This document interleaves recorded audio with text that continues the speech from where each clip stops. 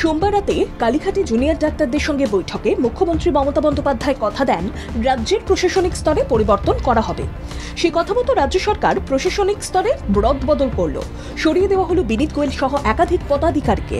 বিনীত গোয়েলের জায়গায় কলকাতার police commissioner হলেন মনোজ ভার্মা। তিনি 1998 ব্যাচের আইপিএস অফিসার। মনোজ রাজ্য পুলিশের এডিজি আইন শৃঙ্খলা পদে নিযুক্ত ছিলেন। এর আগে তিনি কলকাতা পুলিশের অতিরিক্ত কমিশনারের দায়িত্ব সামলেছেন। কলকাতা পুলিশে তিনি ডিসিডিটি স্পেশাল ডিসি ট্রাফিক পদেও ছিলেন।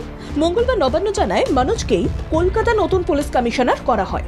একই সঙ্গে কলকাতা এবং রাজ্য পুলিশের একাধিক পদে বদল আনা হয়েছে। কলকাতার সদ্য প্রাক্তন পুলিশ কমিশনার বিনীত গোয়েলকে পাঠানো হয়েছে এডিজি এসটিএফ পদে। 1968 সালে মনোজ ভার্মার জন্ম। সেপ্টেম্বরই তাঁর জন্ম মাস। 30 সেপ্টেম্বর তাঁর জন্মদিন। রাজস্থানের সবাই মাধোপুরে মনোজের জন্ম। ইঞ্জিনিয়ারিং নিয়ে পড়াশোনা করা মনোজ 2019 পর্যন্ত দার্জিলিংয়ের আইজি পদে ছিলেন। তারপরে তাঁকে নিয়ে আসা হয় ব্যারাকপুর শিল্পাঞ্চলের দায়িত্বে। ভাটপাড়া এবং কাঁকিনাড়ায় গোলমালের সময় তাঁকে দায়িত্ব দিয়েছিলেন মুখ্যমন্ত্রী মমতা বন্দ্যোপাধ্যায়। তাঁকে ব্যারাকপুর পুলিশ কমিশনারেটের সিপি করা হয় সেই সময়। একই সময় তিনি উত্তর 24 পরগনার অতিরিক্ত পুলিশ সুপার ছিলেন।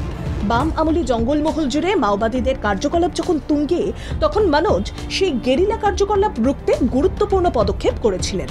কাউন্টার ইনসার্জেন্সি ফোর্সের দায়িত্বে ছিলেন মনোজ।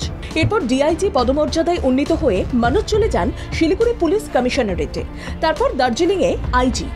সেটা 2017 সাল। পাহাড়ে গোর্খা জনমুক্তি মোর্চার সেই সময়ের আন্দোলনও মনোজ সামলেছিলেন দক্ষতার সঙ্গে।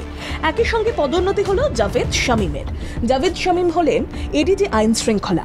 অভিষেক গুপ্তা হলেন 2nd ব্যাটালিয়নের সিও ইইআর। নতুন ডিসি উত্তর হলেন দীপক সরকার। অন্যদিকে স্বাস্থ্য দপ্তরের ডিএমই পরিবর্তন করা হয়েছে। সরিয়ে দেওয়া হয়েছে রাজ্যের স্বাস্থ্য অধিকর্তা কৌস্তব নায়েক এবং স্বাস্থ্য শিক্ষা অধিকর্তা দেবাশিস হালদারকে। ডক্টর স্বপন সোরেন হলেন নয়া স্বাস্থ্য অধিকর্তা এবং ডক্টর সুপর্ণা দত্ত হলেন স্বাস্থ্য পরিবার কল্যাণ দপ্তরের ডিরেক্টর।